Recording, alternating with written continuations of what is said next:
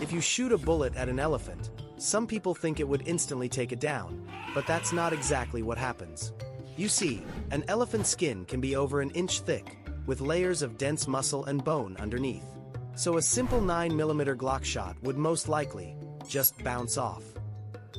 If a bullet is shot at a stone, some people think the bullet would shatter. But that's not true. You see, when the bullet hits, it can sometimes crack the stone.